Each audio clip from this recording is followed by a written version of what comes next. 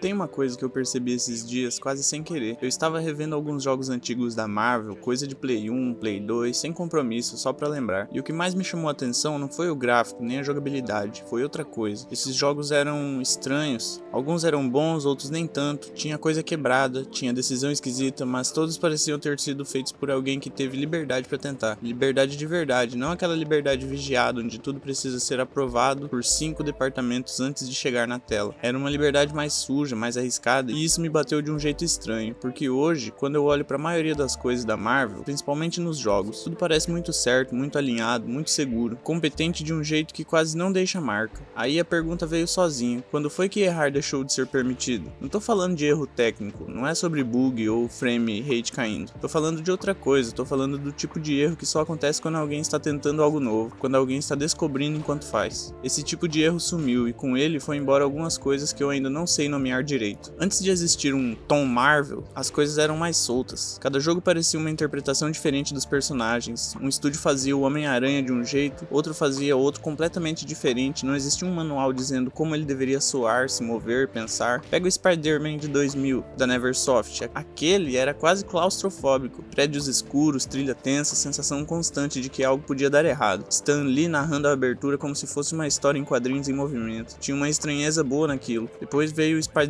2 da Treyarch em 2004. Era o oposto. Pela primeira vez você se balançava de verdade. A teia precisava prender em algo real, em prédio de verdade. A física tinha peso. Eram dois jogos do mesmo personagem, feito por estúdios diferentes, com visões completamente diferentes, e os dois tinham razão de existir do jeito que existiam. Ninguém parecia preocupado em explicar demais. Não tinha disclaimer, não tinha alinhamento de marca. Era tipo, entra aí, sente, vê se funciona pra você. E o X-Men Legends? Era RPG de ação com time, inventário, level up, uma interpretação completamente diferente de como contar uma história de X-Men num jogo. Densa, detalhada, quase lenta em alguns momentos, mas com uma personagem que você não esquecia. Ou então Marvel vs Capcom 2, um crossover absurdo, exagerado, com personagens sem nexos na mesma tela. Ninguém ali estava tentando fazer sentido, estava tentando ser divertido, estava tentando ser memorável, e conseguiu. Às vezes funcionava muito, às vezes não tanto, mas sempre dava pra sentir que alguém tentou algo. Tem jogos daquela época que eram claramente exagerados. O Hulk, por exemplo, Hulk de 2003, aquele que saiu junto com o filme do Ang Lee. Era estranho de um jeito muito específico, as cutscenes pareciam um experimento, a câmera te colocava em ângulos que faziam pouco sentido, mas quando você colocava o Hulk pra destruir tudo, tinha uma sensação visceral que funcionava. Depois veio o Hulk Ultimate Destruction em 2015, e aí a coisa ficou séria. Era destruição pura, era força sem freio. Você podia arrancar uma porta de carro e usar como luva, podia escalar prédios com os punhos, era meio tosco às vezes, e perfeito por causa disso. Não estava tentando ser realista, estava tentando ser o Hulk, e a diferença entre essas duas coisas é enorme. O mesmo vale para The Punisher de 2005, pesado, violento, desconfortável. Tinha mecânica de interrogatório onde você usava medo como ferramenta, não parecia querer agradar todo mundo. Na verdade, parecia não se importar muito com isso. Tinha o Daredevil no mesmo período, jogos que tentavam capturar aquela sensação urbana, sombria, de alguém lutando num mundo de dor. Às vezes conseguia, às vezes escorregava, mas a intenção estava lá, visível, sem esconder. Hoje é difícil imaginar um jogo assim sendo aprovado sem 1000 ajustes para não errar demais, sem uma reunião perguntando: isso vai agradar o público amplo, isso conversa com o resto da franquia, isso é um brand. E esse é o ponto, errar fazia parte da linguagem. Quando você deixa alguém errar, você deixa essa pessoa tentar algo que ainda não sabe se funciona, você deixa ela descobrir em tempo real. Quando você tira o erro, você tira o risco, e sem risco quase nada de novo fica. Em algum momento a Marvel virou uma máquina muito bem ajustada, e isso não é um ataque, é um fato. O MCU funcionou muito, e quando algo funciona nessa escala, a tendência natural é proteger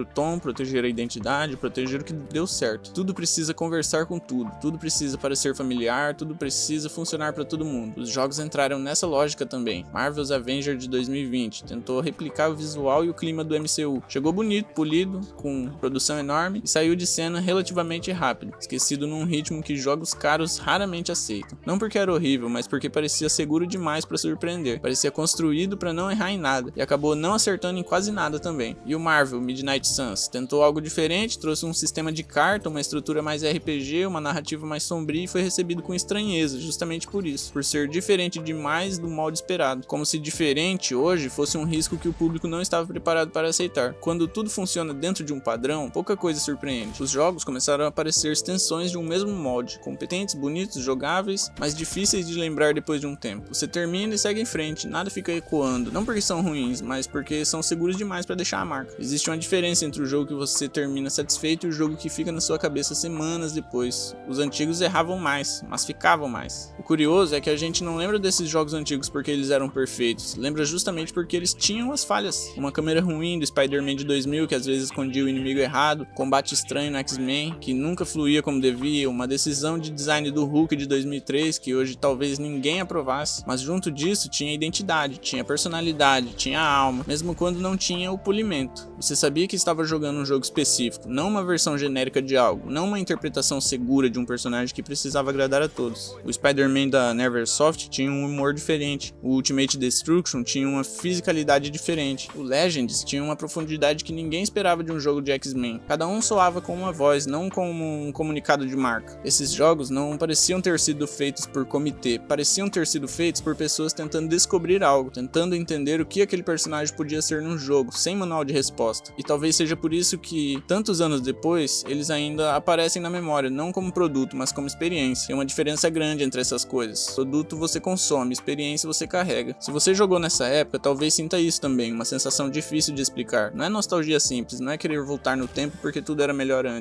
Isso seria fácil demais e provavelmente errado. É outra coisa, é sentir falta de quando as coisas podiam ser estranhas, de quando um jogo podia ter uma câmera horrível e ainda assim te prender por horas. Tem uma geração de jogadores que cresceu acreditando que o erro faz parte. Você joga um jogo ruim e aprende algo, que você joga um jogo esquisito e descobre uma preferência que não sabia que tinha. Essa educação pelo erro, pelo contato com coisas imperfeitas, moldou um jeito de sentir jogos que é difícil de explicar para quem não viveu. Talvez a gente não esteja sentindo falta só desses jogos. Talvez esteja sentindo falta de um tempo em que criar e jogar não vinha com tanto medo de errar, de um tempo em que o erro era parte do processo, não o fim dele. A Marvel cresceu, virou gigante, isso trouxe coisas boas, claro. Trouxe orçamento, trouxe alcance, trouxe uma geração nova de fãs que nunca teria chegado aos quadrinhos sem o MCU. Isso tem valor, tem muito valor, mas no caminho algumas coisas ficou para trás. A liberdade de tentar sem garantia, de falhar em público, de fazer algo que não agrada a todo mundo, mas marca alguém, de criar um jogo do Homem-Aranha que parece de outro planeta comparado ao anterior. E isso ser ok, isso ser parte do processo. Esses jogos antigos não pediam desculpa por existir, eles simplesmente existiam com os erros deles, com as escolhas deles, com a identidade deles. E às vezes, isso era o suficiente. Às vezes era mais do que suficiente, porque o que fica na memória não é o que foi feito com segurança, é o que foi feito com coragem. Mesmo que a coragem fosse involuntária, mesmo que ninguém do estúdio soubesse que estava fazendo algo que ia durar. Se algum desses jogos te veio à cabeça enquanto você ouvia isso, se alguma memória apareceu do nada, me conta nos comentários, não precisa explicar muito. Às vezes, só dizer eu lembro já diz tudo. E se quiser continuar essa conversa, o canal vai seguir por aqui, sem pressa, sem molde e sem medo de errar.